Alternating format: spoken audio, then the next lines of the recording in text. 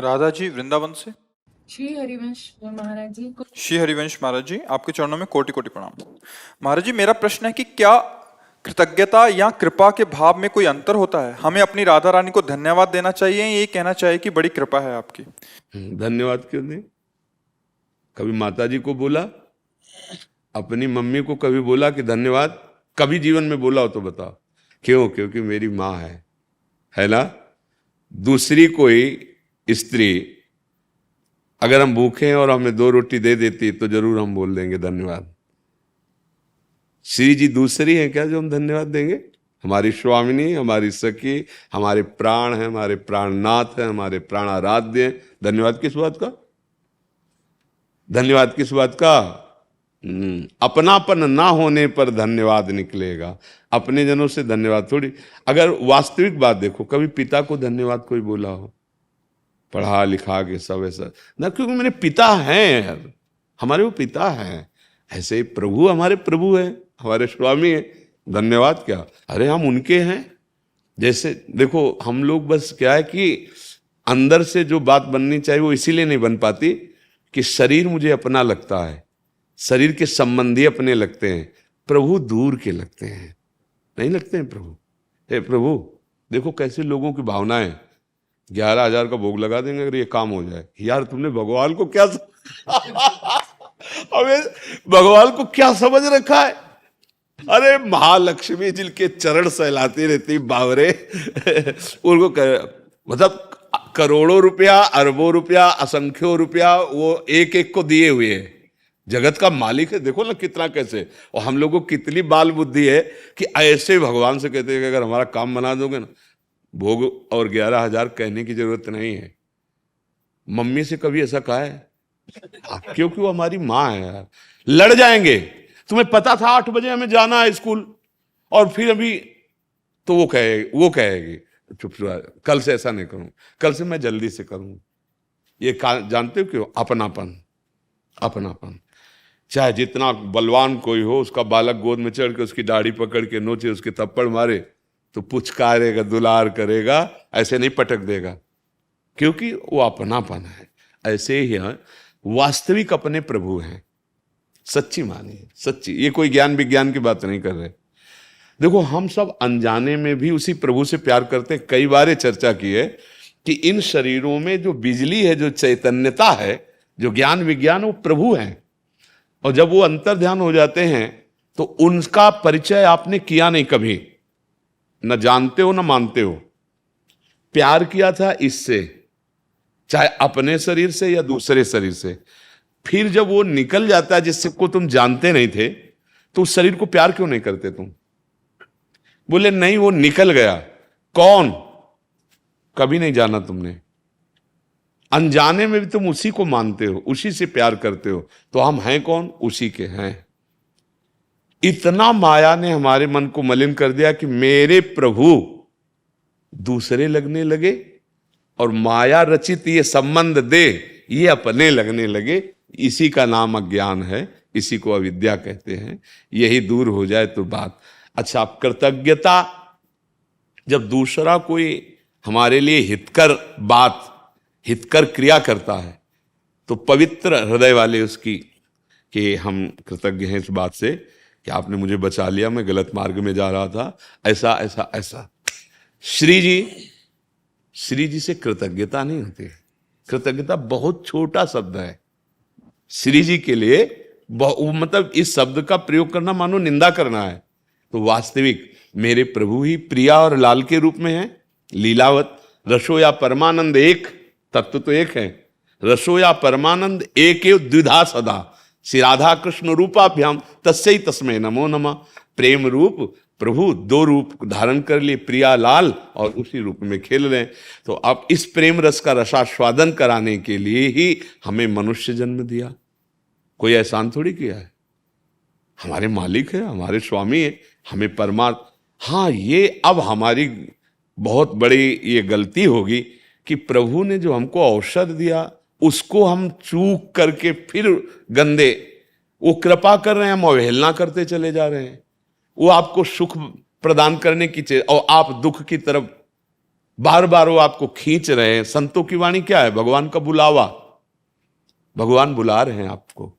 भगवान कृपा करके अपने सतमार्ग में, ये जो भगवत प्रेमी महात्मा जन जा जा करके प्रवचन कर रहे हैं या आप खुद जाके सुन रहे हैं, ये भगवान का बुलावा है, आकर्षण है। जब तक भगवान कृपा न करे तो संत समागम नहीं मिल सकता।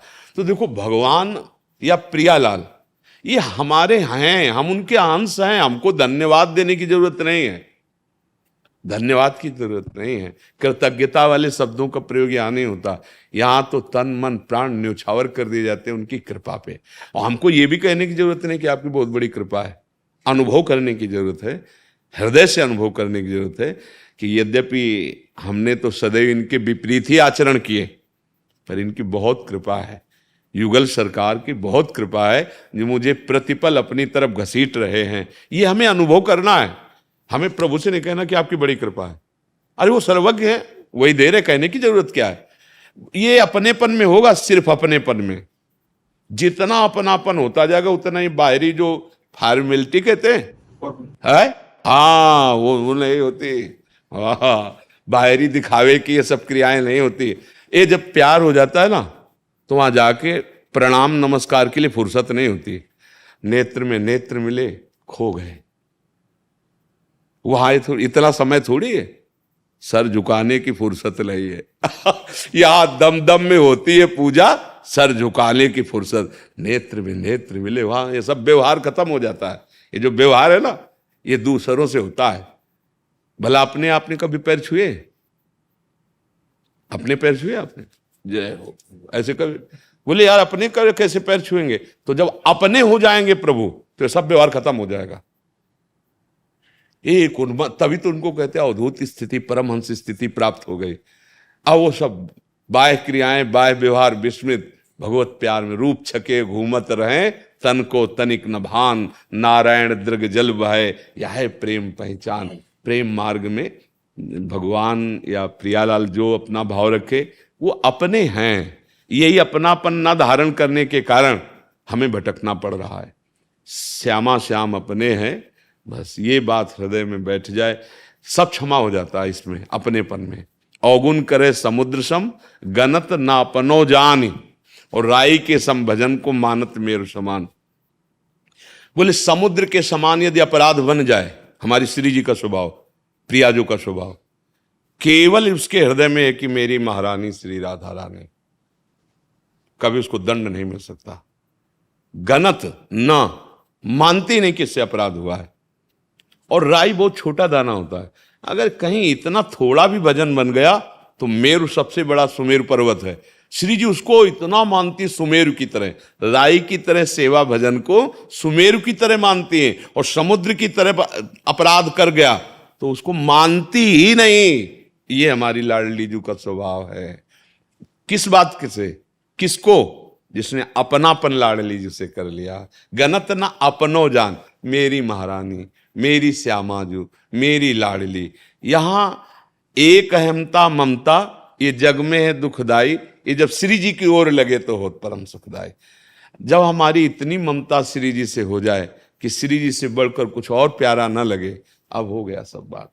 उसी के लिए अब ये कैसे हमता ममता? तो बोले रसिक मंडली में यातन को नीके ढंग लगाओ, दंपतियस गाओ हर्षाओ, हित सो रीज रिझाओ। प्रेमी जनों का संग करो, भगवत चर्चा सुनो, नाम जप करो, गंदे आचरणों से बचो, अभी हृदय पवित्र होने लगेगा। पवित्र हृदय में प्रेम जागृत होता है, अपवित्र हृदय में काम जागृत होता है वही जो सब जगह हमारा प्रेम फैला हुआ है। इसको समेट के जो प्रभु की तरफ लगाओगे, प्रेम बन जाएगा। और इधर आसक्ति, राग, काम, मोह, इन नामों से वो वही है। सबकी ममता ताग बटोरी, मम पद मने बांध बर डोरी, वही प्रेम बन गया। प्रभु की तरफ हुआ प्रेम बन गया, और शरीरों की तरफ, संसार की तरफ हुआ तो वही बांधने वाला काम, राग, मोह, आसक्ति, इन नामों से कहा जाता है। तो इसलिए भजन करे और श्री जी को अपना माने। ये भी कहने की जरूरत नहीं कि आपकी बड़ी कृपा है। ये हम अनुभव करें, हम अनुभव करने कि अब हमारा कोई और भरोसा नहीं किसी से, किसी का आश्रय नहीं, किसी से आस नहीं, एक भरोसो, एक बल, एक आस विश्वास। तो आप अनुभव कर रहे हैं कि श्री जी की बड़ी कृपा है। श्री जी के सिवा, जैसे गोस्वामी जी बड़ी ठसक से कह रहे, बने तो रघुवर ते बने, बिगड़े तो भरपूर, तुलसी औरन ते बने, ता बनिबे पे धूर। तब अब आप कृपा का अनुभव कर रहे हो। आप जबान से कहने से नहीं होगा, हृदय में ये बात कि जब इतनी कृपालु लाडली हमारी है तो हमारी ठसक हो जाए कि चाहे नरक मिले, स्वर्ग मिले, अपवर्ग मिले, मुझे कोई परवाह नहीं, पर श्यामा जू के सिवा, श्यामा श्याम के सिवा अब इस हृदय में, तो बस अब आपने कृपा का वर्णन कर लिया। अनीश चौधरी जी बिहार से। राधे राधे महाराज जी, आपके चरणों में दंडवत प्रणाम। महाराज जी, नेति नेति से चलना थोड़ा आसान लगता है, लेकिन फिर भेदभाव का डर बना रहता है कि कहीं कोई अपराध ना बन जाए। और जब कैसे आप हमें बताओ ना, नेति नेति का मतलब पूरा प्रश्न तब बाद में, पहले एक एक क्या मतलब आशय है आपका? नेति नेति का आशय क्या है? नेति नेति मतलब महाराज की ये नहीं, ईश्वर ये नहीं है, ये नहीं है। पंख दो ही होते हैं, एक से नहीं उड़ता कोई। अन्वय और व्यतिरेक दो पद्धति होती है। अन्वय है, व्यतिरेक नहीं है, एक पक्ष नहीं चलता है। ब्रह्म सत्यम, जगन मिथ्या, दो हुए ना। अगर आपको विचार के मार्ग में, अध्यात्म के मार्ग में चलना है तो पद्धति दो, एक अन्वय है और व्यतिरेक नहीं है। केवल नहीं है तो चलिए परमार्थ में नहीं चल पाओगे। केवल है तो फिर तुम्हारा जो राग है भोगों में, विषयों में, उससे आप नहीं निकल पाओगे, क्योंकि जो है उस पर तुम्हारी दृष्टि अभी नहीं गई है। केवल मान्यता है तो राग में फंसे हो तो और राग हो जाएगा। तो उससे राग हटाने के लिए दो विभाग किए गए कि ये जो हमें दिख रहा है ये मिथ्या है, ये जो हम भोगों में आकर्षित हो रहे हैं, ये नाना प्रकार का प्रपंच, नानात्व जो दिख रहा है, ये मिथ्या है, पर इसी में सत्य ब्रह्म विराजमान है, इसी में है, क्योंकि उसकी सत्ता के बिना सत्ता नहीं है। तो इसमें तुम्हें परेशानी क्या आ जाएगी? जो नेति नेति का तात्पर्य है, वेद कहते हैं इतना ही नहीं है। नेति का मतलब होता है इतना ही नहीं है, इतना ही नहीं है, क्योंकि वो असीम है, अनंत है ना। और नहीं और है दो पक्ष हैं। नहीं है, अब बोलो जब नहीं है तो दो पक्ष निकलते हैं ना। नहीं है तो व्यतिरेक और अन्वय, जिसकी खोज कर रहे हो है वही, पर जो सामने दिख रहा है ये वो नहीं है।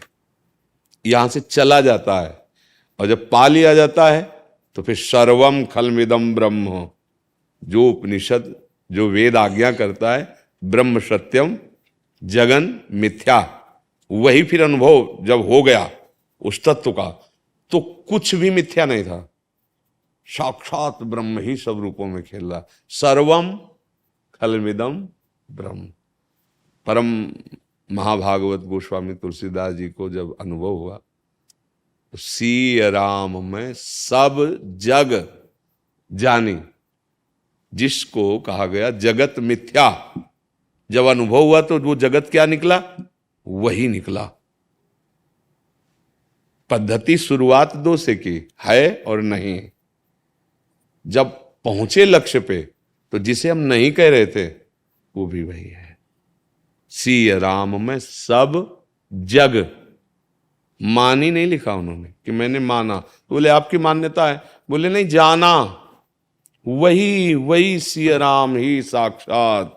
दूसरा सी राम में सब जग, बोले सब जग का तात्पर्य, बोले जड़ चेतन जग जीव जत सकल राम में जानी।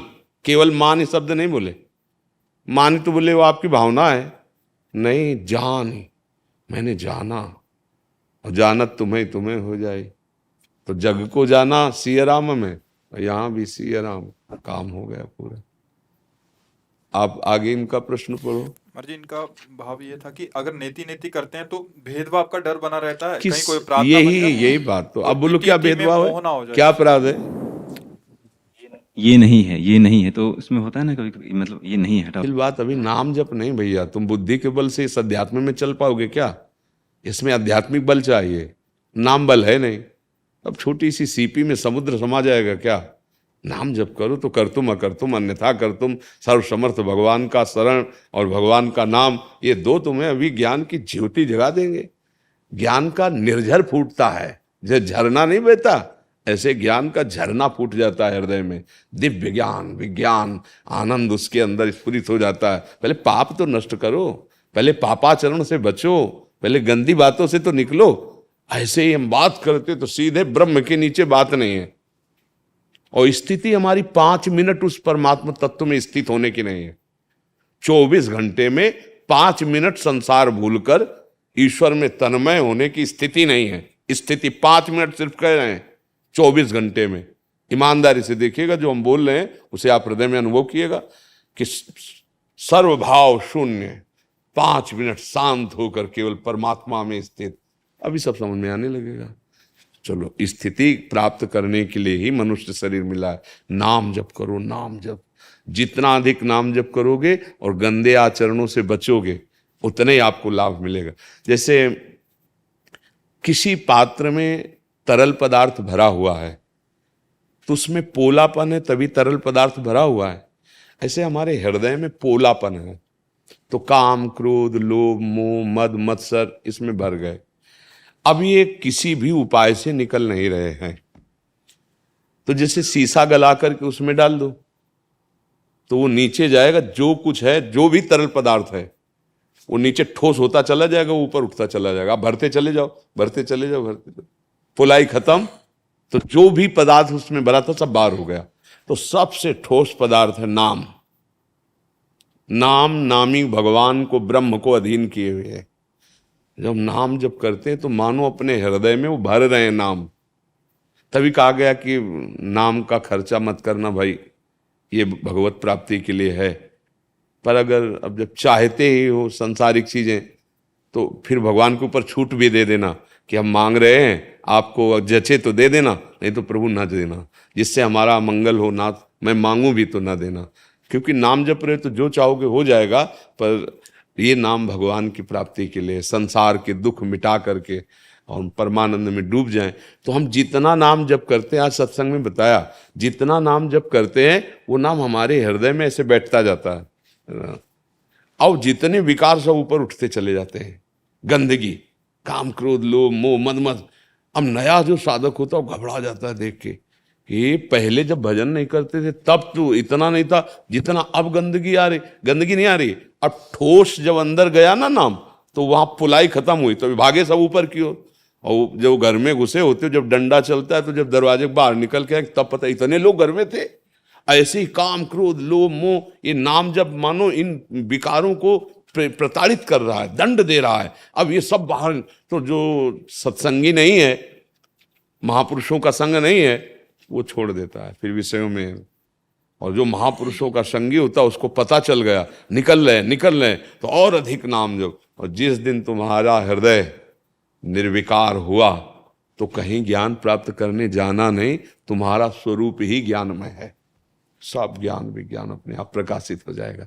समझ रहे? तो हमारी प्रार्थना मानिए, पहली सीढ़ी से चलिए तो आप छत में पहुंच जाएंगे, और सीधे छत की बात करेंगे तो कभी नहीं पहुंच पाएंगे। छत की बात करने से छत में नहीं पहुंचा जाता, सीढ़ी से। सीढ़ी क्या है? भजन नसेनी प्रेम की। ऊंचाई पर चढ़ने के लिए नसेनी जैसे सीढ़ी होती है ना, वो है भजन। राधा राधा वल्लभ श्री हरिवंश, या जो गुरु जी ने नाम मंत्र दिया है, वो सीढ़ी जितना जप रहे हो मानो आप एक एक कदम ऊपर चढ़ते जा रहे हो।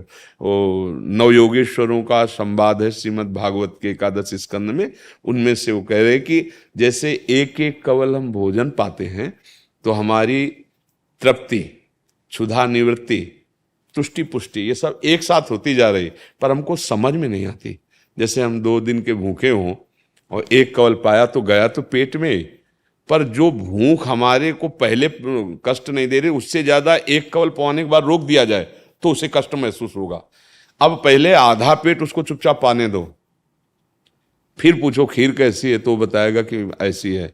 अगर पहले कौर में तो उसको तो अभी तो क्षुधा, अनंत जन्मों से हम भगवान से बिछुड़े हैं।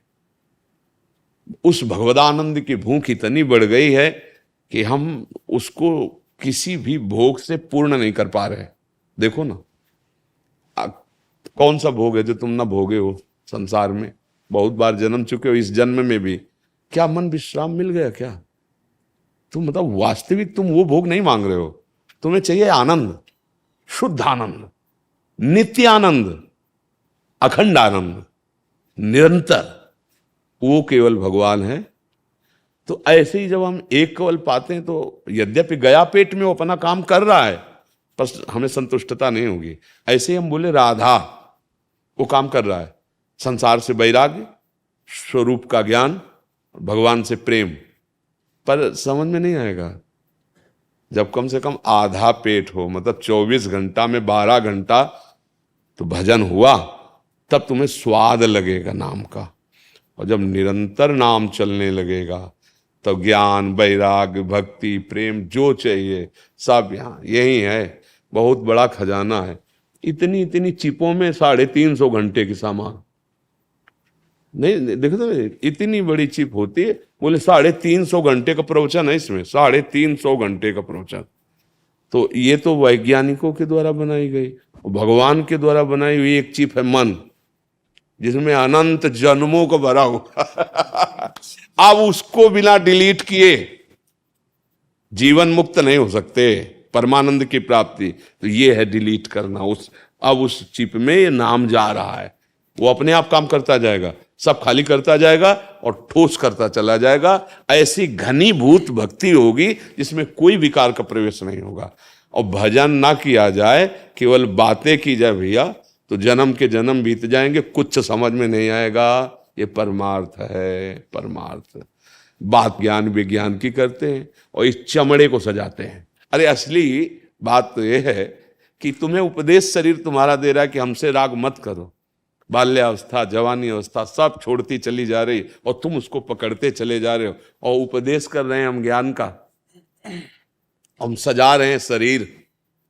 मतलब कितना विपरीत समझो, विपरीत देखो कि हम चर्चा कर रहे हैं परमार्थ की और आसक्त हो रहे हैं स्वार्थ में। ऐसा ज्ञान किस काम का? ये दुर्दशा क्यों है? बोले भजन नहीं, भजन बातें बना लेने में प्रवीण हो सकता है। नाटक में भी साधुता का रोल बहुत अच्छा किया जाता है। वो साधु थोड़ी होता है जो 2 घंटे बैठ करके ऐसे साधुता का रोल कर रहा है, वो साधु थोड़ी है। वो तो साधुता का नाटक इतनी जोर का कि आप रो दोगे, जानते हो झूठा है फिर भी रो दोगे, उसका प्रभाव दिखता है कि रो दोगे क्या कैसा। भाई अध्यात्म नाटक नहीं होता, अध्यात्म नाटक से अनुभव में नहीं आएगा, उसको तो सत्य मार्ग में चलना पड़ेगा। आप अध्यात्म की चर्चा कर सकते हो सब, ये नहीं कि अध्यात्म की चर्चा कर रहे थे इसको बोध है, ऐसा नहीं। बोध होना और अध्यात्म की चर्चा करना बिल्कुल अलग अलग रास्ता, अलग अलग रास्ता है। जिससे बोध होता है तो पहले शरीर राग नष्ट होता है। शरीर राग, इंद्रिय भोगों का राग, ब्रह्मादिक के भोग सब विषम लागत ताए, नारायण ब्रज चंद की लगन। तो भाई ये जो प्रश्न है इसका उत्तर भजन में है। भजन के बिना, समझ रहे आप, खूब अच्छे आचरण और भजन, इसके बिना अध्यात्म समझ में नहीं आता है। पढ़ लिख करके कंठस्थ करके दूसरे को सुना दो, प्रणाम नमस्कार वाहवाही ये भी प्राप्त कर सकते हो, पर भगवत प्राप्ति नहीं कर सकते, ब्रह्म बोध नहीं कर सकते जी। अंजू सेठिया जी। राधा वल्लभ श्री महाराज जी आपके चरणों में कोटि कोटि प्रणाम। महाराज जी मेरा प्रश्न यह है कि जो पाप हम इस शरीर की क्रिया द्वारा करते हैं, जैसे किसी को बुरा बोलना, कत्ल या बुरा देखना, कुछ के लिए तो कानून सजा है, लेकिन कुछ पाप इस शरीर के अंदर से भी करते हैं, जैसे किसी के लिए बुरा सोचना, किसी से अंदर ही अंदर ईर्ष्या करना आदि। गुरुदेव इन सब पापों की क्या सजा होती है? कलयुग में एक कृपा कर दी गई है, मानसिक पुण्य भाव तो सफल हो जाएगा, लेकिन मानसिक पाप का उसे दंड नहीं लगेगा। कलिकर एक पुनीत प्रतापा, मानस पुण्य होई और नहीं पापा। नहीं तो हमारी दुर्गति तो बहुत ही बुरी होती। अगर मन का जो विलास है उसका दंड मिलता तो कलयुग में मानसिक पाप का, पर जब मानसिक चिंतन बिगड़ जाएगा तो संकल्प बन जाएगा।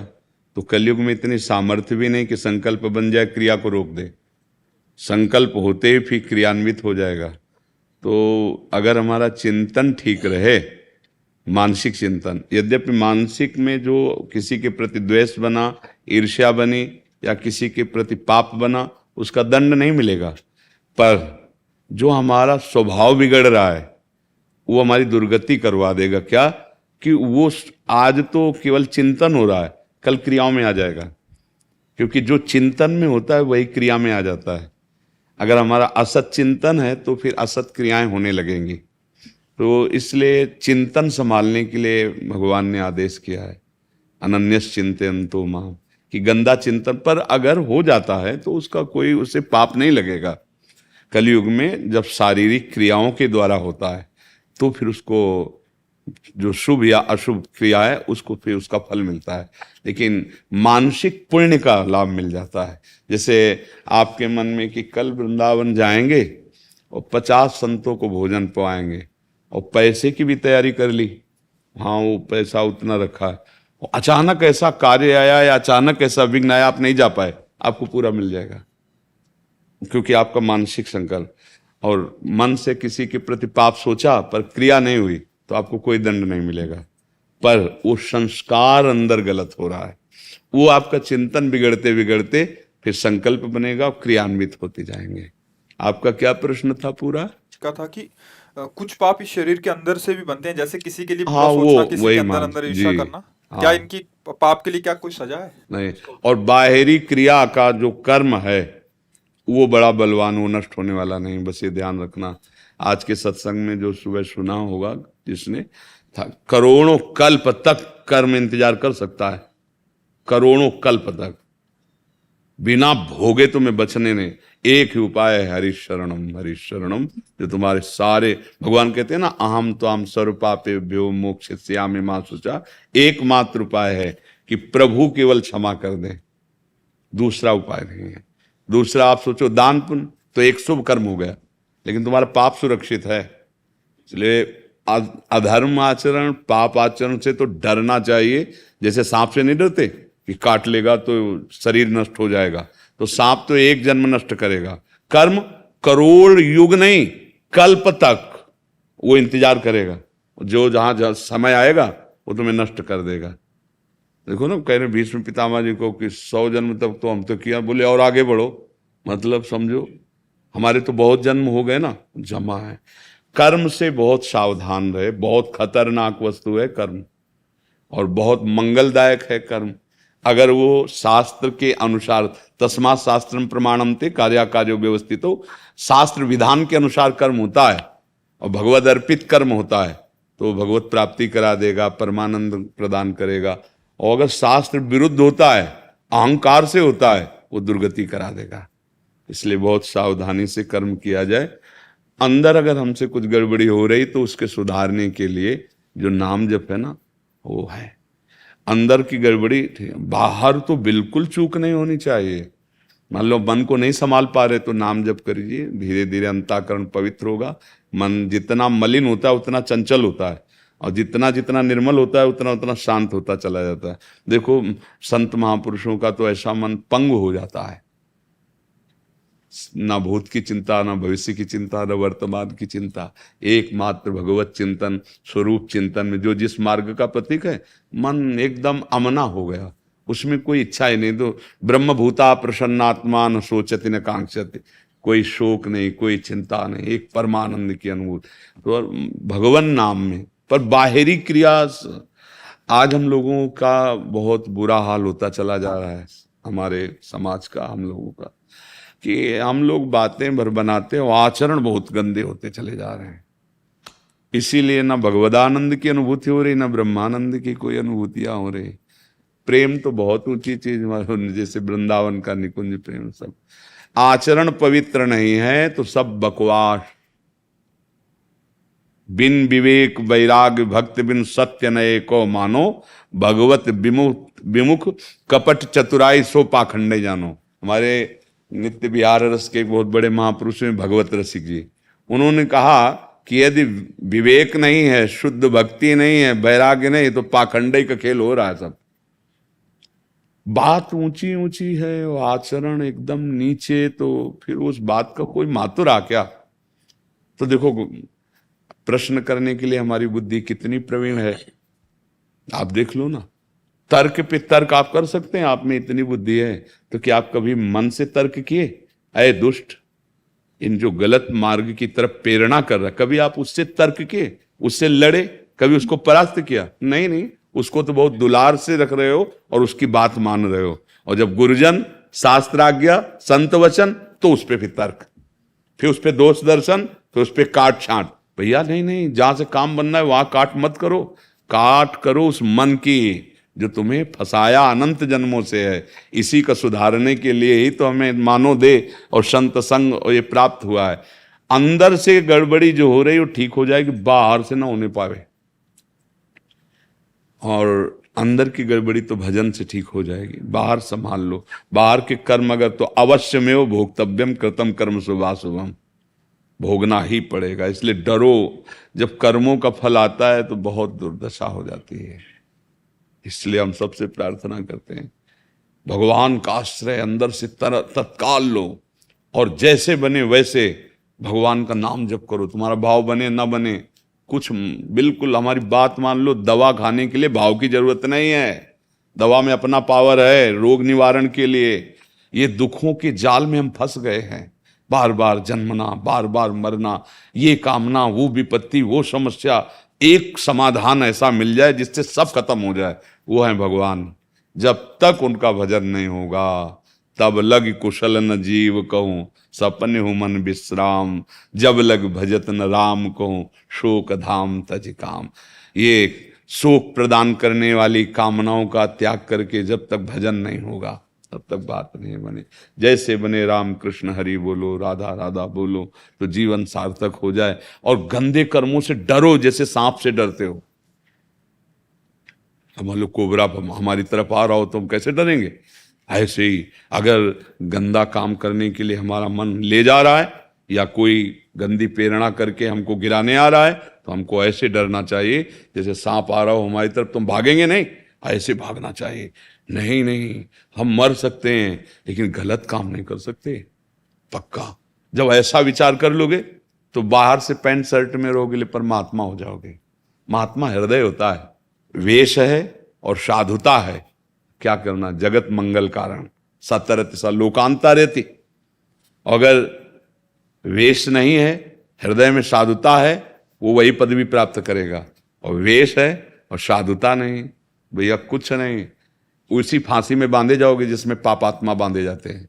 वेश नहीं बचा पाएगा, उद्देश्य बचा पाता है, अंदर का उद्देश्य। सबके लिए भगवान समान है, सब भगवान के प्यारे हैं, सबको भगवान बराबर प्यार करते हैं। उनके वचन है सब मम प्रिय सब मम उपजाए।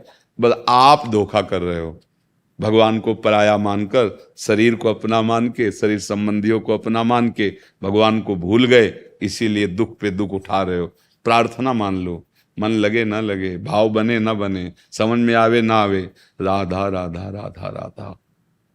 ये जितना नाम जाएगा ना अंदर, उतने ही आप आगे चल के देख लेना, ये नई फसल है, परमानंद में डुबो देगी। खुद रो रो के कहोगे, जैसे मीरा जी कहती ना, पायो जी पायो मैंने राम रतन धन, वस्तु अमोलक दी मेरे सतगुरु। अगर भजन नहीं करोगे तो संतों की बात या जो नाम मंत्र मिला है उस पर आपका महत्व नहीं। मतलब भजन कर, जानते हो भगवान से ज्यादा गुरु से प्रेम क्यों हो जाता है? क्योंकि भगवान तो पहले भी हृदय में थे और हम भटक रहे थे, लेकिन जब गुरु रूप में भगवान ने हाथ पकड़ा और जब नाम मंत्र दिया, तो जब भाव आता है ना, तो सबसे पहले सदगुरुदेव कि आपकी कृपा के बिना मेरी क्या दुर्गति होती, नाथ आप पापा। और वही गुरुदेव प्रिया प्रीतम रूप हो जाते हैं। समझाने के लिए प्रिया प्रीतम गुरुदेव रूप में आए, और जो समझ आ गई तो गौर से देखा तो गुरुदेव के ढांचे मंदिर के अंदर प्रिया प्रीतम ही बैठे हुए, वही है गुरुदेव, वही है आराध्य देव, वही है गुरुदेव। गुरुदेव ही आराध्य देव हैं, आराध्य देव ही गुरुदेव हैं। खूब नाम जप करो, इसी में मंगल है। हाँ घर में मतलब ये मान लो वो तो बोलत नहीं थे सवेरे 4 बजे तक दारू पियन लगत थे और बहुत गलत जीवन था। आपको वो तो बोलत नहीं थे पाए अम्मा मत अब सब तो बोलत ना आराम से आपकी कृपा भगवान नहीं नहीं, और नाम जब बस जरूर। रात बस एक बार तो सब ही करा धरा जाकर वो एक साउंड नहीं यार वो सुना था ने बहुत दुकान बार। के रेंट खाद की हाँ बहुत बहुत। गुरुदेव भगवान हमारे बाबा पापा खत्म ही गए तो उनके लिए कादन वो मीट खाते घर बना दे ठाकुर जो राधा राधा रहते रहे ना, 21 पीढ़ियां तर जाती, बाप तो दूसरे नंबर में आते हैं। आप चिंता मत करो। जय। मधु करते हैं।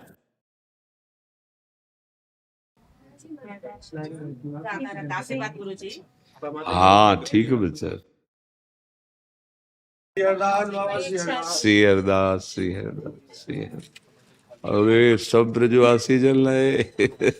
हाँ ये इन्हीं सब ब्रजवासियों की चरण रज का प्रताप है, नहीं तो दर्शन देने आते हैं, हम दर्शन योग्य नहीं हैं। हाँ आप ब्रजवासियों की चरण रज और ब्रजवासियों का अन्न, वो ब्रज रज का प्रभाव और ब्रज वासियों का अन्न ही प्रिया प्रीतम का प्रेम प्रदान कर सकता है।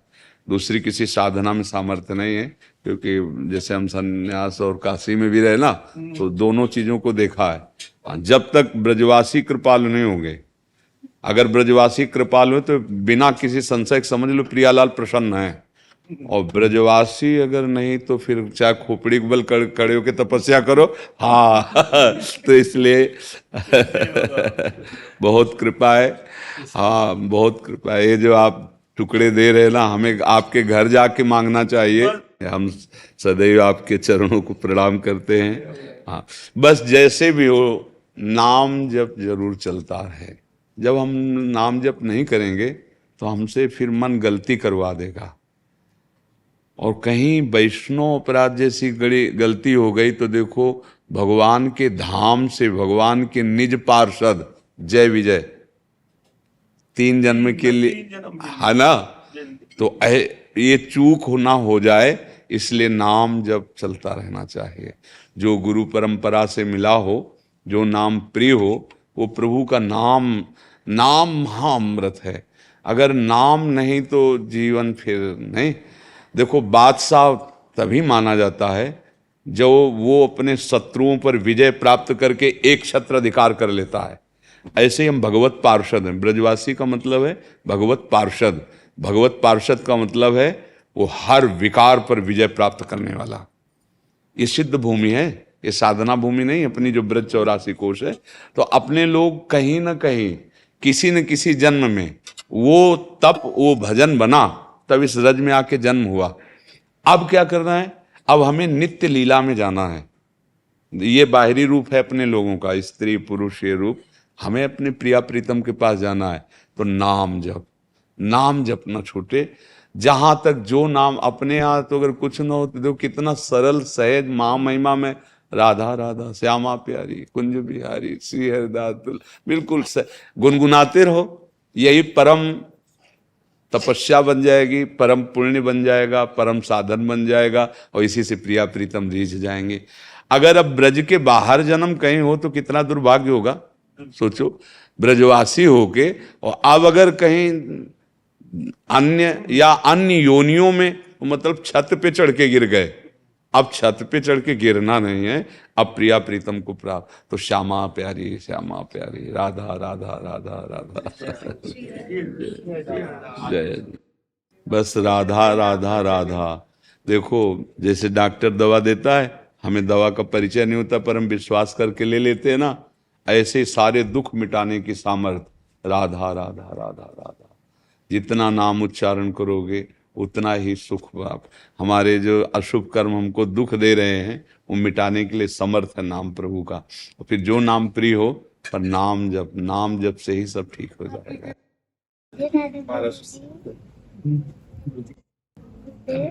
गुरु ब्रह्मा गुरुदेव महेश्वरा गुरु साक्षात परब्रह्मा तस्मै श्री गुरुवे नमः। गुरुदेव को चरण में कोटि कोटि प्रणाम। गुरुदेव हमारी 5वीं पीढ़ी है जो हम राम मंदिर में सेवा कर रहे हैं। आप जैसे संतों और राम जी की कृपा से, और आशीर्वाद दीजिए कि अब ये 6वीं पीढ़ी भी और बाबूजी ने ऐसे संस्कार दिए हैं कि बाबूजी के हम 3 बालक हैं, तीनों पुजारी ही बने। और आप आशीर्वाद दीजिए, कृपा कीजिए कि जो 2 बच्चे वो भी पुजारी बने, यानी अपने मार्ग से भटके ना गुरुदेव। और ऐसी कृपा करे कि भगवान बिल्कुल अपने जीवन का परम लाभ यही है कि हमारे प्रभु हमसे प्रसन्न हो जाएं। हम प्रभु हमसे प्रसन्न है, इसको हम कैसे पहचाने? कि हमारा मन कुमार्ग से हटकर प्रभु के चरणों का चिंतन करने लगे। हम बाहर शरीर से तो सेवा करें भी, और मन से हम उनका चिंतन करें। सावई मनः कृष्ण पदारविंदयो। अगर मन हमारा विषयों में भटकेगा और तन बाहरी सेवा में है तो आनंद का अनुभव नहीं होगा। आनंद का अनुभव जब तन सेवा में है और मुरारी पादार्पित चित्त वृत्ति, एक एक वृत्ति उनमें लग जाए तो वो अनंत सुख समुद्र हैं। अपने आप सब वैभव, सब सुख, सब लाभ प्रभु के चरणों में वो अपने आप प्राप्त हो जाएंगे। और आपका संस्कार आपके ऊपर, तो आपका आपके ऊपर निश्चित पड़ेगा, क्योंकि हम जिस वातावरण में रहते हैं उसका हमारे हृदय पर प्रभाव पड़ता है। हमारे जब खूब संत भगवान आते, 8-8, 10-10 संत भगवान आते और उपदेश करते, तो उसका प्रभाव पड़ा कि कई लोग हम संत रूप में हैं।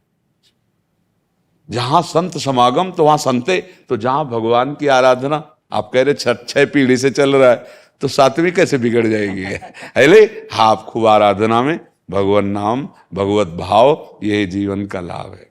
हाँ, बड़ा दर्शन से सुख मिला आप लोगों के, क्योंकि आज के वायुमंडल पर मस्तक पर तिलक हो, मुख में नाम हो, भगवान के लिए आकर्षण हो, हृदय में उनकी सेवकाई की मांग हो, ये बड़ी दुर्लभ। ऐसे गृहस्थ महात्मा ही होते हैं। हाँ, जो भगवान में आसक्त चित्त है वो महात्मा ही है। छोड़ दी मैंने, 1.5 महीने पहले आपके दर्शन करके गया, तब से हाथ नहीं लगाया। आपके पावन आए अब कभी पीना नहीं। देखो छोड़ दिया तो ठाकुर जी जाने लगे आपके घर। देखो पहले आधी। हाँ, नहीं, आप अभी तो प्रारंभ ही है ना। आप बस राधा राधा, और जो जो अंदर गंदे आचरण समझ में आवे उनको छोड़ते जाओ। बहुत हो गया, अब अच्छी कमाई कर ले। हाँ, जिससे वास्तविक सुख मिलता है ना। हाँ, अब जितने के शराब पीते थे उतने पैसों को जब बच्चों की सेवा में लगाओगे ना, तो ये समझेंगे। और अगर आप शराब पियोगे तो इनको कल रोक नहीं पाओगे। ये गलत मार्ग में जब जाएंगे तब तुम्हारी हिम्मत नहीं को रोक लो। आज जब आप अपने को सुधार रहे हो तो इनको भी सुधार, इनको अवसर मिलेगा उन्नति का। हाँ, बड़ी देखो, दुख सुख ये हमें भोगना ही पड़ेगा। दुख सुख जो हमारे पूर्व कर्मों के अनुसार इस शरीर के लिए निश्चित हो गया, वो भोगना पड़ेगा। जो पुराना जमा है वो भस्म हो जाएगा, जो आगे है वो बढ़िया खेती है, उसमें तो कोई परेशानी रहेगी नहीं। भाई इसमें विचलित मत होना। वर्तमान में व्यापार न चले, ऐसी स्थिति आ जाए कि भोजन के लिए भी परेशानी है, तो भी अपने भक्ति मार्ग से मत हिलना। आगे बढ़िया है, बस हमारी बात पकड़े रहना। क्योंकि तुम्हें सलाहकार भी माया भेजेगी कि देख रहे हो, भजन करते हो, मार तिलक लगाए हो, ये सब कुछ बन पा रहा है तुम्हारा? समझ रहे हो ना? माया अपने पार्षद भेजेगी, अरे कुछ नहीं यार, तुम कहाँ। बस इस पे सावधान रहना। व्यापार चले ना चले, वो ये तो पता है ना, सत्य है। दुख और सुख दोनों को भोगने के लिए तैयार रहो। सुख आवे तो फूलो मत, और दुख आवे तो भूलो मत, प्रभु हैं। दुख आवे तो भूलो मत, प्रभु हैं। सुख आवे तो फूलो मत, अभिमान मत करो। दोनों में समान भाव रखो, आगे बढ़िया मंगल है। क्योंकि आपका जीवन प्रभु को समर्पित जीवन है। आप शरणागत हैं, रजिस्टर्ड नहीं होते भाई। सरकारी आदमी है तो श्री हरिवंश शरण जे आए, तो श्री वृषभानु कुंवरी नंद नंदन निज कर अपनी चिट्ठी चढ़ाए, मतलब रजिस्टर्ड। तो फिर अब यार क्या चिंता करना। अब जैसे चाहो आप हमें रखो, बस हमें आपकी कृपा, आपके चरणों का सेवा भाव ये चाहिए, तो सब कुछ प्राप्त हो जाएगा। विचलित मत होना, ए परलोक सकल सुख पावत। हाँ, ये जो जिस मार्ग पे आप चल रहे हो, यही और परलोक सकल सुख पावत, पर धैर्य। अगर सुदामा जी धैर्य छोड़ देते हो, किसी बनिया के यहाँ जो उपरोहित जजमान के यहाँ थे, तो क्या सुदामापुरी बनती? क्या भगवान ऐसे उनको प्यार करते? खा पी रहे बढ़िया, ठीक है। जब भोजन भी नहीं है और निष्ठा नहीं हटी, तो स्वयं भगवान। ये बात समझनी है, भक्ति के मार्ग में समझना होगा कि कैसी भी परिस्थिति हो उसको भजन से ना जोड़े। जो दुख सुख आ रहा हो हम सहेंगे, जो भी भजन हमारा पर्सनल धन प्रियालाल की प्राप्ति के लिए है। अब वो देखें कि हमें कैसे रखना है। भूखे रखना चाहते तो हम भूखे रहेंगे, हमें जरूरत दूसरे की घी की चुपड़ी की नहीं, और घी की चुपड़ी पवा रहे हो तो हम वैसे रहेंगे जैसे आप ज्यो ज्यो राखत हो त्यों त्यों रहियत हो। ठीक है, सिहारी।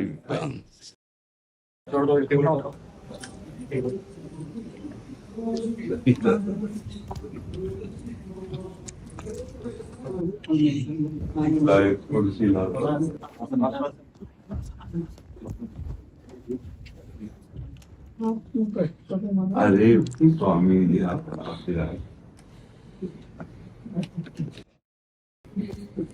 बहुत बहुत प्रसन्नता है। प्रसन्नता तो मेरे को ज्यादा हुई। मैंने सारे हिंदुस्तान में ऐसी जगह मिली ही नहीं है इन लोगों को। 29 तारीख को मैं आया था, आपसे मिल करके गदगद हो गया और मेरे को हौसला हो गया। जैसे भगवान सेतु बांध रहे थे तो उसमें गिलहरी एक तिनका लेकर आई थी, मैं भी तिनका लेकर आया हूँ। और आपके आशीर्वाद से ये हमारा हिंदुस्तान दोबारा विश्व गुरु के पद पर प्रतिष्ठित होगा। आपके उसे मेरी एक प्रार्थना है, मैं याचक बन के आया हूँ आपके पास, और मैंने मतलब एक तिनका किया था, आपके आशीर्वाद से वो रामबाण बन जाएगा।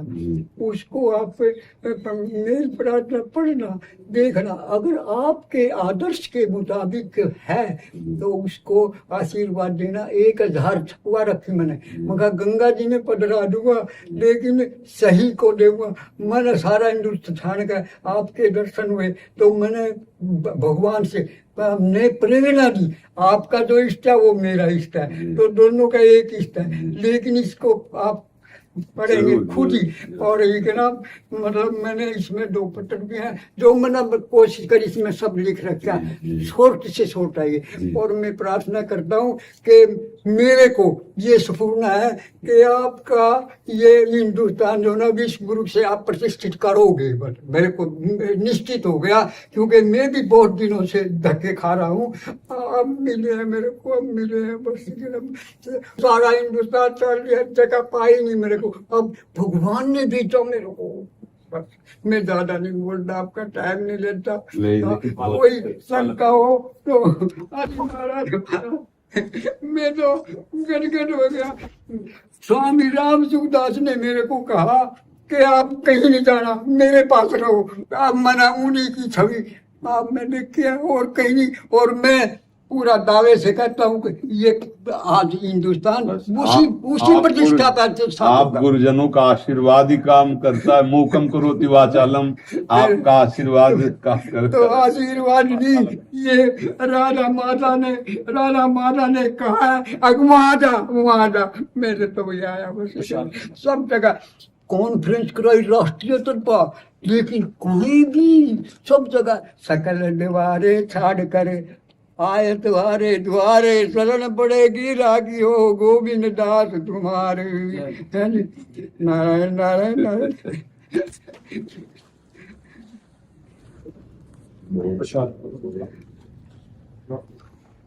ये हमारी कुटिया में एक तो युवा वर्ग, अरे किसान, ये 2 ही हमारे। इनको जो आशीर्वाद दे दोगे ना, हमारा हिंदुस्तान पुनः प्रतिष्ठित हो जाए। उठाना पड़ेगा। कोई नहीं हो शक्ति दे रहा है बड़े, मतलब देखें मन कहीं भी कुछ नहीं मिला। अब यहाँ आकर के भगवान ने कहा तू वहां जा, तो ना कोई चिंता नहीं रहेगी। वह ठीक है, आनंद हो गया।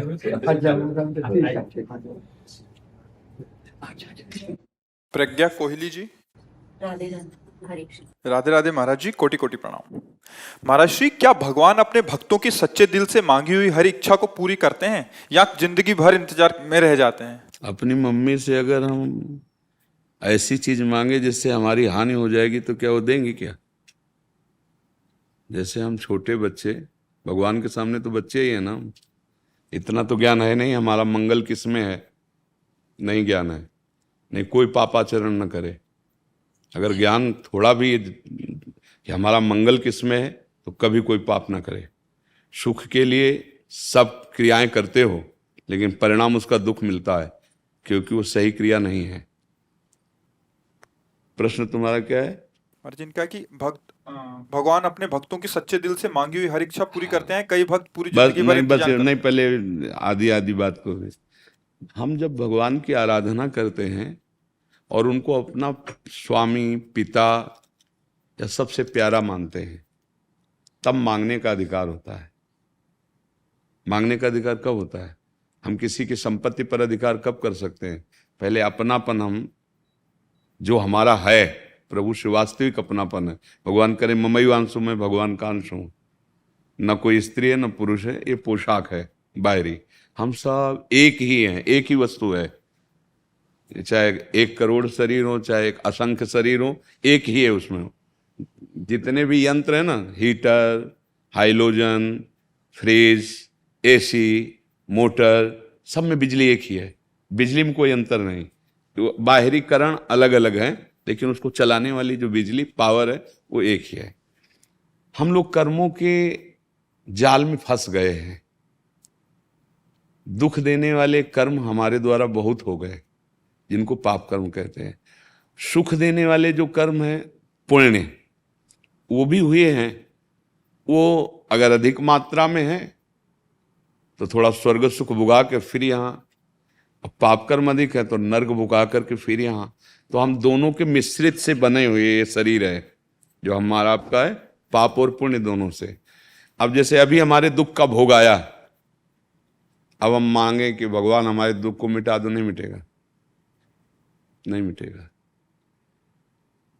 क्योंकि अब जहर फैल चुका है, अब उसे तुम्हें भोगना पड़े। ये जो शरीर बना है ना, ये पहले से ही, जन्म लेने के पहले से ही इस शरीर को 2 भागों में, एक पुण्य का भाग और एक पाप का भाग, दोनों को मिश्रित करके से बनाया गया है।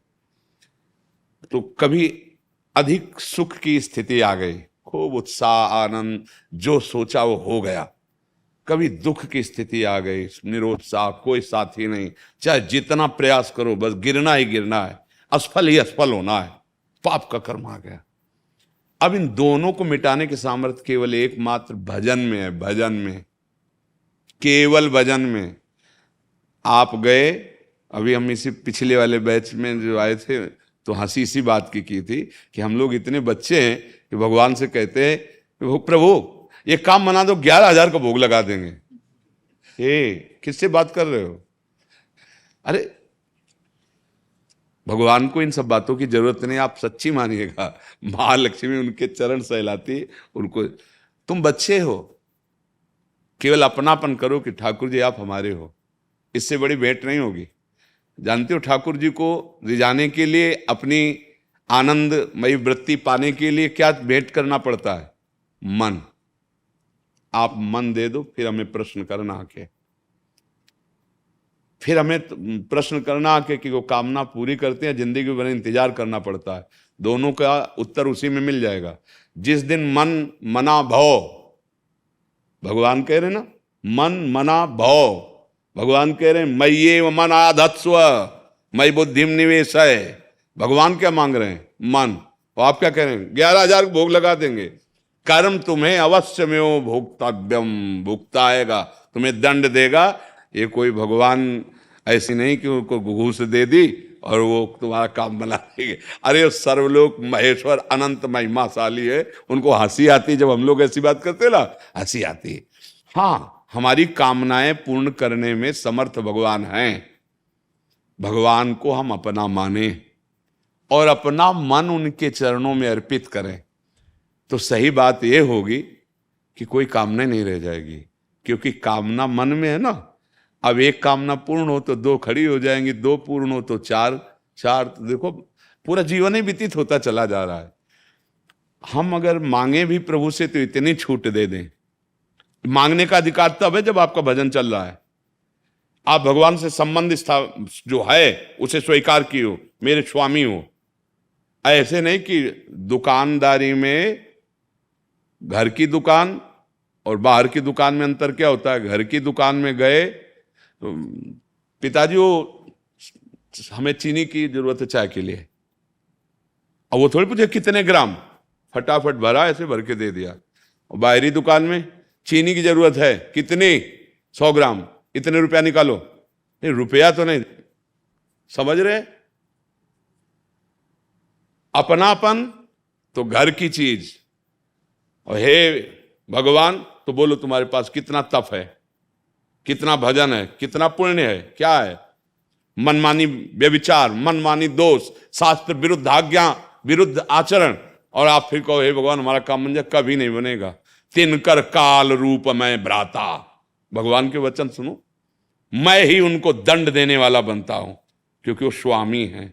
जब लड़का ज्यादा उद्दंडता करने लगता है ना, तो फिर कोई पिता कह रहा था कि मेरे बेटे को गिरफ्तार नहीं, फांसी पे चढ़ा दो, उसमें ले। तो हम कहा ये ऐसा पिता कैसे बोल सकता है। बोले किसी बच्ची के साथ कुछ ऐसा, मतलब, तो वो उसका पिता कह रहा कि हम तो पढ़ा लिखा के सयाना किया था कि सेवा कार्य करेगा, और ये ऐसा नीच किया, तो गिरफ्तार नहीं, उसको फांसी की सजा दे दो। कौन बोल रहा है? पिता जिसने पढ़ा लिखा पालन किया था। अब आप बताओ, असली पिता है ना उसका, वही कह रहा कि गिरफ्तार केवल नहीं, किसी छोटी बच्ची 12-13 साल वाले ऐसे किए तो बोले गिरफ्तार नहीं, उसको फांसी पे चढ़ाओ। फिर परम पिता, जब तुम आज्ञा पे आज्ञा उल्लंघन करते, धर्माचरण करते चले जा रहे हो, अब तुम्हारी मांग पूर्ण होगी। अब वो आके अपने पिता के पैर पकड़े, पिताजी बचा लो, तो जानते हो क्या कहेगा? हाँ, धक्का मारेगा कि इसको ले जाओ, ले जाओ। नीच को समझाते रहे, लेकिन ऐसा नीच आचरण किया तो हम लोग तो कितने जन्मों से करते चले आ रहे हैं। और अब प्रभु से हम मनमानी मांगे, ये दे, ये मांगने का अधिकार जब है, पहले योग्यता धारण करो, प्रभु की आज्ञा पर चलो, प्रभु को मन दो। फिर सही बात है कि हमारे मालिक ऐसे हैं, मांगना ही नहीं पड़ेगा, निहाल कर देंगे। वो अंदर ही जानते हैं अब आगे तुम्हें क्या जरूरत है, सच्ची कहते हैं। अगर हम प्रभु को अपनापन जो मन के द्वारा होता है वो दे दे, तो ये शिकायत की जिंदगी भर इंतजार करना पड़ेगा क्या? तो आप कौन है प्रभु के? आप मांगने का अधिकार कैसे रखते हैं? कौन है आप? परिचय दीजिए। क्या हृदय से आप भगवान को अपना मानते हैं? आप देखिए ना, दुकान की तरह अगर आप भगवान से पेश आएंगे तो फिर योग्यता भी होनी चाहिए। बोलिए, कितना तपस्या है, कितना भजन है, कितनी पवित्रता है, कितना सदाचार है, कितना सत्य पे चल रहे हो, वो सब है नहीं। तो फिर बच्चा बन जाओ, वो भी नहीं है, फिर आप जीवन भर इंतजार करो। चाहे बहुत चतुर खिलाड़ी ठाकुर जी है, बहुत चतुर। अगर वो ऐसे चतुर भगवान को कोई फंसा पाया तो दीन बन के फंसा पाया, रो के फंसा पाया, अपनी बुद्धि से नहीं फंसा पाया। ये बात समझ लो। तो ये बात आप अंदर से देख लो, प्रभु को अपना मान करके और मन का दान करके फिर प्रश्न करो तो प्रश्न ही नहीं रह जाएगा, और आपको खुद उत्तर मिल जाएगा कि वो कितने कृपालु हैं। या तो अब आओ, अब लो निशानी, अब ना न सही हो, आज तक गलती की अब नहीं करेंगे, और प्रभु के फिर तो ध्रुव की कामना पूर्ण की, कैसे पूर्ण की? सबका आश्रय छोड़ा, भगवान का आश्रय लिया, और भजन तो 6 महीने में भगवान आ गए, और परम पद ऐसा दिया कि समस्त ऋषिगण आज भी ध्रुव पद की वंदना करते हैं। प्रहलाद जी, भगवान के सिवा किसी का कोई आश्रय। हमारी हालत क्या है? जितना आपके पास पुण्य होगा, तप होगा, पवित्रता होगी, इस दुकान से उतने लौकिक सुख मिलेगा आपको। अलौकिक सुख के लिए तो आपको मन देना पड़ेगा। मन मनाव हो मद भक्तो माद्या जी माम नमस्कुरु। आपका कोई इसमें संशय? नहीं जी। हाँ, तो बस यही बात समझनी। हम आपसे सच्ची कहते हैं, अगर हम अपना मान लें प्रभु को, तो कई बार हम मतलब इस बात में एकांत में रोए हैं कि प्रभु आप इतना प्यार करते हैं, ये लोग जान क्यों नहीं पा रहे हैं। और आप भी अनुभव कीजिए अपने जीवन में कि भगवान आपको कितना प्यार करते हैं। अगर आपको भगवान नेत्र न देते तो सोचो, अब आपको कुछ दिखाई नहीं दे रहा, अब कैसा लग रहा है? घबराहट पैदा हो जाएगी। लेकिन आपको नेत्र दिए, कान दिए, इंद्रियां दी, पूरा देह दिया, व्यवस्था। आप कहते भगवान ने हमें क्या दिया? आपके पास आपका है क्या? सब दिया हुआ तो भगवान का ही है। आप भगवान को क्या प्यार करते हैं? कम से कम उनकी आज्ञा पे चल लीजिए ना। उस कोटि का भजन तो वो जो कहते हैं कि ये ना करो तो मत करो ना। वो स्वामी हैं, वो पिता हैं, वो मालिक हैं। अब मनमानी आचरण करोगे, देखो भारत सरकार हमें सब सुविधा दे रही ना। कानून के विपरीत करेंगे तो सजा भी तो भारतीय सरकार देती है ना। पिटाई भी होगी, जेल भी मिलेगी, ज्यादा अपराध बन गया तो मृत्यु दंड भी मिलेगा। तो पालन पोषण भी तो भारत सरकार कर रही है, तो हमें फिर दंड भी वही देती है। तो भगवान ने स्वर्ग बनाया है, ब्रह्मलोक बनाया है, तो नरक बनाया है, बड़े बड़े रोग बनाए, बड़े बड़े दंड विधान बनाए। इसलिए हम कम से कम भगवान के विपरीत तो न चले। हम तपस्या न कर पावे, हम उस कोटि के भजनानंदी नहीं, तो कम से कम स्वामी के विपरीत आचरण तो न करें। और इतना तो मान लें कि प्रभु मेरे, तो प्रश्न ही नहीं रह जाएगा। प्रभु से अपनापन होते ही आनंद की धारा फूट पड़ती है। शरीर से अपनापन होते ही दुख की धारा में प्रवाहित हो रहे हैं। देख लो अपने लोग, वही भोगो, वही नाना प्रकार की चिंताएं, अशांति, क्लेश, और अंत में जो जो कुछ अपना माना सब छोड़ के मर रहे हैं। ये मनुष्य जीवन ऐसे खाली हाथ जाने के लिए नहीं मिला है। हाँ, खूब नाम जप करो, भगवद आश्रित रहो, और दुख सुख मिले चुपचाप सह लो। तो अब जो आपका भजन और अच्छा कार्य हो रहा है ना, ये आगे आपको बहुत सुख देगा, बहुत मंगल करेगा। और आज बुरे आचरण कर रहे हो, पूर्व का पुण्य चल रहा है तो तुम थोड़ा मुस्कुरा लो, और जब वो खत्म हो जाएगा ना तब तुम्हें पता चलेगा। कर्म बहुत भयंकर होता है, बहुत भयंकर। इतना मतलब वो हरि क्षमा करें तो क्षमा करें, नहीं तो दूसरा कोई उपाय नहीं। कर्म इतना प्रबल होता है। अभी आज के सत्संग में था कि सैकड़ों हजारों कल्पों तक वो इंतजार कर सकता है। मतलब हजारों कल्पों पहले किया हुआ कर्म वो आज दंड देने के लिए उद्यत हो। जब समय आएगा वो कर्म, जैसे भीष्म जी नहीं करे, देखो इस जन्म में तो भीष्म जी अखंड बाल ब्रह्मचारी, कोई पाप नहीं, क्योंकि बहुत बड़े ज्ञानी महात्मा है। लेकिन 6 महीना बाणों की सैया पे, यार एक कांटा लग जाए तो कैसा लगता है, बाणों की सैया, और बहुत भयंकर पीड़ा।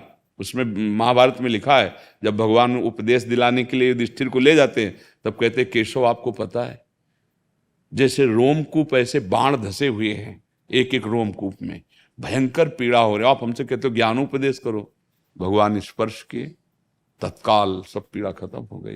तब उपदेश सुन। ऐसे महात्मा भीष्म जी का प्रभु मैं 100 जन्म तक देख रहा हूं। 100 जन्म तक देखने की दृष्टि है। मैंने कोई ऐसा पाप नहीं किया जो ये, तो भगवान बोले और आगे बढ़ो। समझ रहे ना, पूरा रजिस्टर, 100 पन्ना से काम नहीं चलेगा, पूरा रजिस्टर है। इसीलिए हम कामनाओं की पूर्ति पे ज्यादा ध्यान न दें, हम उस रजिस्टर को नष्ट करने की बात सोचें, क्योंकि वो केवल मनुष्य शरीर से हो सकता है। अगर इसमें नहीं हुआ तो फिर किसी योनि में ताकत नहीं उसको मिटा दे, और उसको वो नष्ट होता है नाम जप से। भगवान की शरणागति और नाम जप, नाम जप करो, भगवान की शरण में रहो। तो जैसे माता से कहना नहीं पड़ता कि हमें कब बाल भोग चाहिए, कब राज भोग चाहिए, ऐसे सर्वज्ञ हैं भगवान, कहना नहीं पड़ेगा। वो जैसे हमें उचित है वैसी परिस्थितियां देंगे और अपने पास बुला लेंगे। हमारे सारे कर्मों का नाश हो जाएगा और हम परमानंद में डूब जाएंगे। ये कर्म ही दुख सुख के पचड़े में फंसाने वाले हैं। ये मनुष्य जीवन इसके लिए नहीं मिला कि हम भगवान से ये कि हमें ये पद दे दो, ये भोग दे दो, ये वस्तु दे दो। नहीं, इनसे शांति नहीं है। हम बहुत मेहनत करते हैं। देखो अब कैसे कुछ भी कर लो, कुछ भी बन जाओ, तुम कोई भी पद प्राप्त कर लो, पत्नी जीवन को अर्पित करके पूरा पति के सुख, वो उसी के सामने दूसरे भाव में, अब वो जल रहे। क्या सोच करके ब्याह हुआ था कि पूरा जीवन सुख हो। पुत्र पढ़ा लिखा के बड़ा किया, अब वो तो अपनी मनमानी कर, बूढ़े माता पिता दुख पा रहे हैं। मतलब हम क्या समझते हैं, अगर हमें पत्नी मिल जाए, घर मिल जाए, धन मिल जाए, हम सुखी हो जाएंगे, या पति मिल जाए, ऐसा पुत्र हो जाए, सब कुछ है, दुख गया क्या? बिल्कुल सहज सरल भाषा, दुख गया क्या? तुमने सब उपाय कर लिए, अब ये लग रहा है अगर ये हो जाए तो सुखी। ये ये केवल कामना है। सुख तो केवल भगवान के चरणारविंद का आश्रय लेकर भजन में है। जब तक ये भ्रम खत्म नहीं होगा कि कामना पूर्ति में सुख है, तब तक सुख मिलेगा ही नहीं। भटक लो, जितना चाहो भटक। क्या बनना चाहते हो? क्या मिल जाए तुम सुखी हो जाओगे? जैसे मान लो पूछा जाए तुमसे क्या मिल जाए तुम सुखी हो जाओगे, क्या बताओगे? मतलब आप लोगों से जैसे पूछे, ये एक शब्द में बोल दो कि ये मिल जाए, बस मुझे कुछ नहीं चाहिए। आप बोलो क्या मिल जाए? बस एक ही चीज है। अगर जैसे कामना की सखी ने कहा कि मैं जीवन भर इंतजार करना पड़ता है क्या, तो हम जैसे पूछे, मान लो मौज है, क्या चाहिए तुम्हें जिसमें तुम्हें दोबारा कुछ ना मांगना पड़े और एकदम तृप्त हो जाओ?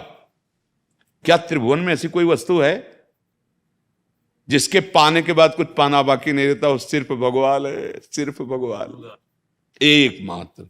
नहीं, कुछ भी तुम्हें संतुष्ट नहीं कर सकता। तुम अविनाशी के बच्चे हो, तुम परम सुख सिंधु के अंश हो, तुम किसी में राजी नहीं हो सकते। भटक लो चाहे जितने में, तुम्हें राजीपना तभी आएगा जब भगवान के चरणों में या शुद्ध ज्ञान हो जाए और मायामल का नाश हो जाए, आप मुक्त हो जाओ, तभी परमानंद का अनुभव। इसलिए नाम जप करो, भगवान की शरण में रहो, दुख सुख को सहना सीखो।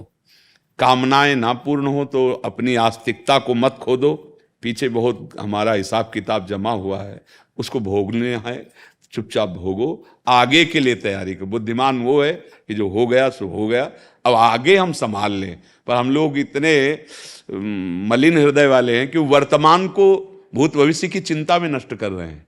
चिंता से कुछ सुधरेगा? चिंतन करो राधा राधा राधा और प्रयासरत रहो तो दुखों पर विजय प्राप्त कर लोगे। अब हमारी समझ में तो अध्यात्म का बिना आश्रय लिए कोई त्रिभुवन में सुखी नहीं हो सकता।